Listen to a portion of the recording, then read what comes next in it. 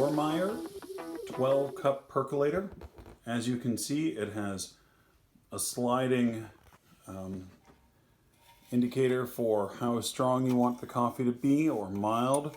It has a light and it has a switch which lets it go from warm to brewing. I purchased this for a whole $15 from a thrift store just before New Year's.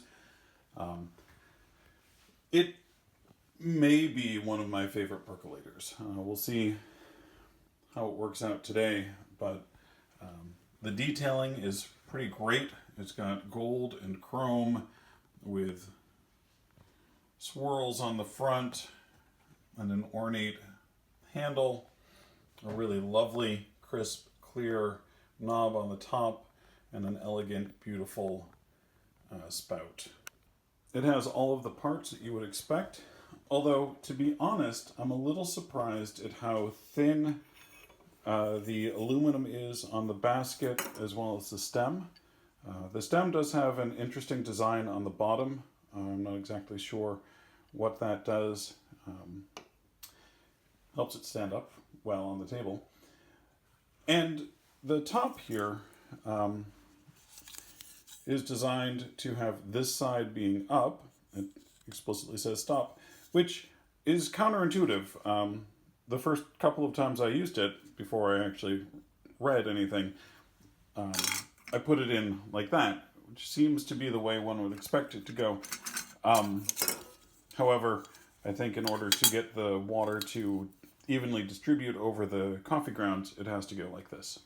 And it does have a convenient little knob to lift it off when you're done.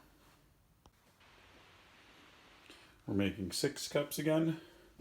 One thing that I've noticed about this coffee maker is that the stem fits into the boiling device in the bottom very easily.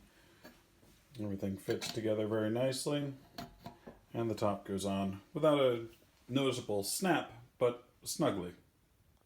The vast majority of the percolators, with possibly the only exception being the Corningware electric percolators, use this standard model plug design. So most of the plugs are interchangeable. If you find a percolator you like, an electric percolator you like, that doesn't have a plug, usually they have this same design, and as far as I can tell, they're all interchangeable.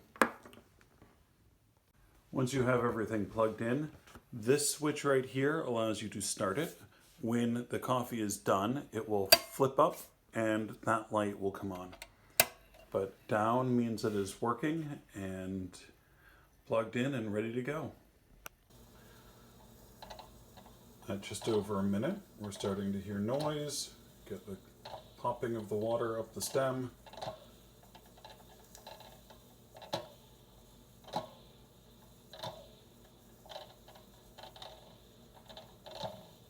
Now that I'm thinking about the quality of the noise, this is significantly better than the one with the pointy top that I kind of detested.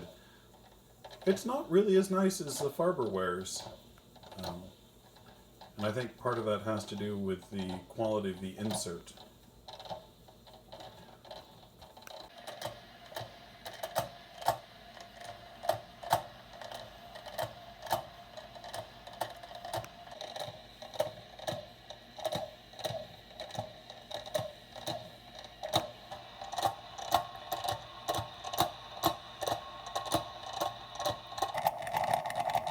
The sound has changed drastically. It's not thumping, it's got a gentle gurgle. I think we're almost done. At about 8 minutes.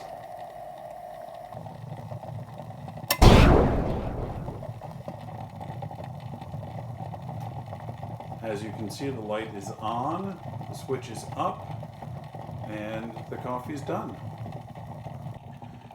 Even though the switch is up and the light is on, it will continue to keep the coffee warm, and you can hear that bit of warmth is still letting it perk just a little bit, and I wouldn't want to leave it in this for too long because I'm sure it would burn it relatively quickly.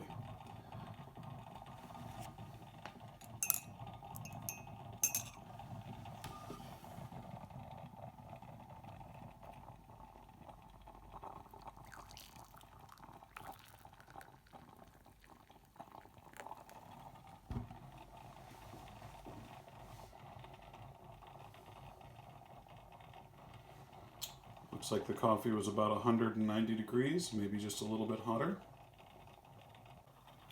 One thing that's worth noting about this coffee maker and the coffee that it produces, which is really lovely. It tastes like solid percolator coffee.